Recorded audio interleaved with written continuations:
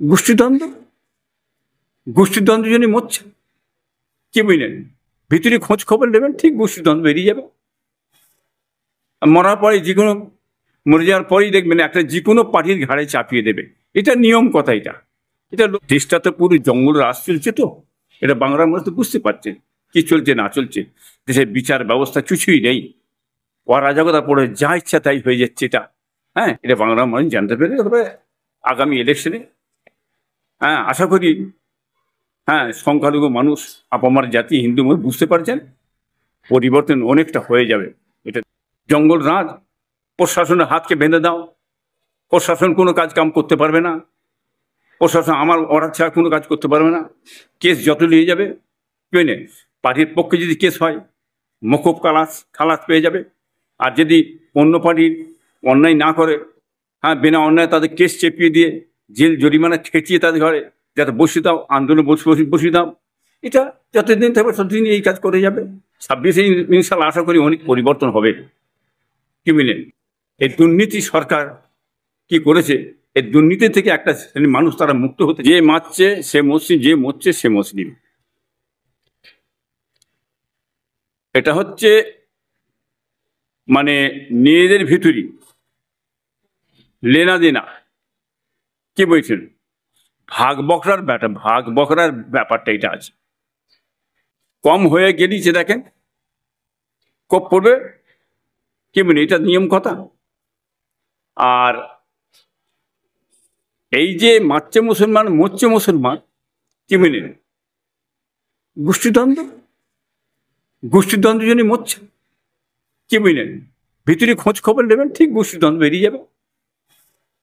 মরার পরে যে কোনো, মরে যাওয়ার পরেই দেখবেন একটা যে কোনো পার্টির ঘাড়ে চাপিয়ে দেবে। এটা নিয়ম কথা। এটা মানে পুরাতন কথা, কি বুঝলেন। মারছে মুসলমান মরছে মুসলমান, এটা মুখে একটা ভাষা আছে, কি বুঝলেন। এতে বহুত হিন্দু মরছে, মুসলমান মরছে, কি বুঝলেন, উভয় জাতি মরছে, কি বুঝলেন। যেটা স্বার্থের ঘা, আমি যদি না পাই ব্যাস মেরে দেবে, কি ভাগ বগরের বাটার ব্যাপার আছে। এটা একটা জিনিস মানুষ বলে যাচ্ছে, ওই কথাটা বলবে, কি বুঝলেন। তবে বাংলার মানুষ কি জেনে গেছে দেশের পরিস্থিতি কোথায় নিয়ে চলে যাচ্ছে। আরো খুন খারাপই বাড়বে দেখবেন, কি বুঝলেন, আরো রাহাজানি বাড়বে। প্রশাসন যদি কড়াকড়ি না করে, কি বুঝলেন, এই জিনিস হবে। দেশটা তো পুরো জঙ্গল রাজ চলছে, তো এটা বাংলার মানুষ তো বুঝতে পারছে কি চলছে না চলছে। দেশের বিচার ব্যবস্থা কিছুই নেই, অরাজকতা পড়ে যা ইচ্ছা তাই হয়ে যাচ্ছে। এটা বাংলার মানুষ জানতে পেরে তবে আগামী ইলেকশনে আশা করি সংখ্যালঘু মানুষ, আপামার জাতি, হিন্দু মানুষ বুঝতে পারছেন পরিবর্তন অনেকটা হয়ে যাবে। এটা দেখে নেবেন ইনশাল্লাহ।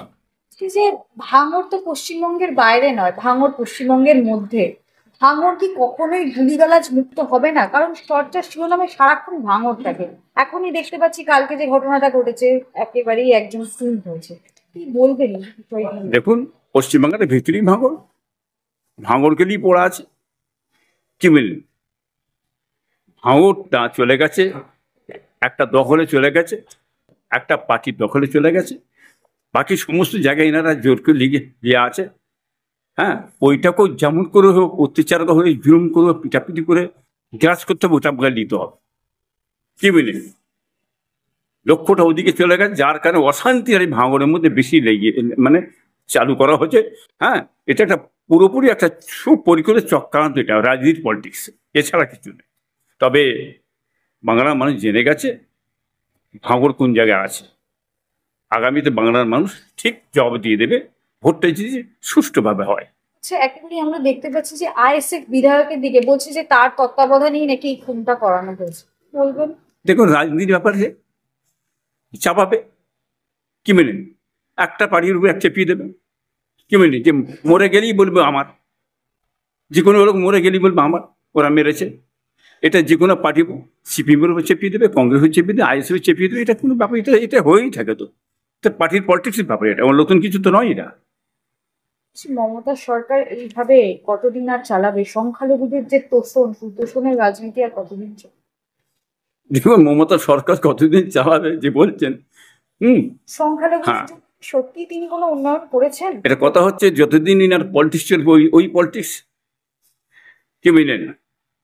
মারো পেটো, লুট করো, ভোট চুরি, গন্ডামি, তোলাবাজি, কি জঙ্গল রাজ, প্রশাসনের হাতকে বেঁধে দাও, প্রশাসন কোনো কাজ কাম করতে পারবে না, প্রশাসন আমার অর্ডার ছাড়া কোনো কাজ করতে পারবে না, কেস যত নিয়ে যাবে, বুঝলে?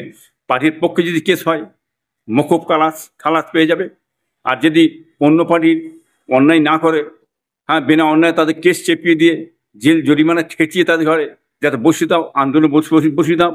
এটা যতদিন থাকবে ততদিন এই কাজ করে যাবে, এইভাবে ভোটও নিয়ে আসছে, একেবারে ছাড়া কিছু নয়। আলিয়া বিশ্ববিদ্যালয় বহু পরিচিত পুরনো বিশ্ববিদ্যালয়। সেই বিশ্ববিদ্যালয়ে রাতের অন্ধকারে তারা ব্যানার লাগিয়েছিল, তৃণমূলের কিছু দুষ্কৃতী গিয়ে সেই ব্যানার টেনে ছিঁড়ে দেয়, সেখানে মানে একটা শিক্ষা প্রাঙ্গণে ঘটনাটা কি বহুত পুরনো শিক্ষা প্রতিষ্ঠান ওটা, আজকে আলিয়াটা আজকে নেই, বহুত আগের প্রতিষ্ঠান। সেখানে ছাত্ররা তাদের ন্যায় অধিকার দিয়ে তারা বসে আছে, ফেস্টুন দিয়ে বসে আছে, সব বাংলার মানুষ সকলেই জানেন। কিন্তু দিনের বেলা না পেরে রাতের বেলা যে ছিঁড়ে ছুঁড়ে ভেঙে ভুঙে দিয়ে ওই আন্দোলনটা বন্ধ করতে চাইছে, কি মেনেন? এছাড়া অন্য কিছু নয়। এইভাবে আন্দোলন বন্ধ করা যায় না। সে দেখেন, একদিন না একদিন তারা বিচার পাবে, একদিন না একদিন তাদের জয়ী হবে। এইভাবে কোনোদিন এই সরকার পারবে না। নয় 26-এ কি হতে চলেছে? 26-এ ইনশাল্লাহ আশা করি অনেক পরিবর্তন হবে, কি বুঝলেন?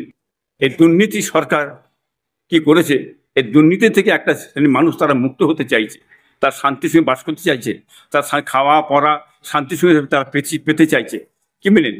এই দুর্নীতি থেকে মুক্ত হওয়ার জন্য বাংলার মানুষ চাইছে। আগামীতে অনেক পরিবর্তন হয়ে যাবে ইনশাল্লাহ। শেষ একটাই প্রশ্ন, ভাঙড়ের যে ঘটনাটি ঘটেছে সেটা কি আপনার কি মনে হয়, এটা কি গোষ্ঠীদ্বন্দ্ব নাকি সুপরিকল্পিত একটা ঘটনা? এটা একটা চক্রান্ত, নিজেদের মধ্যে গোষ্ঠীতন্ত্র, অন্য কিছু নয়। তৃণমূলের মধ্যেই গোষ্ঠী, পুরোপুরি গোষ্ঠীতন্ত্র, ভাগ ভাগের ব্যাপারটা আছে, কি বুঝলেন? বুঝলেন না? ভিতরে অন্যরকম ব্যাপার আছে তো, সেটা বকরা গোলমাল হলি যেটা হয়ে থাকে, তো নতুন কথা নয় তো। হ্যাঁ, তাই হচ্ছে, আগেও হয়েছে, এখনো হচ্ছে, আগামী তো হবে, দেখেন আপনি।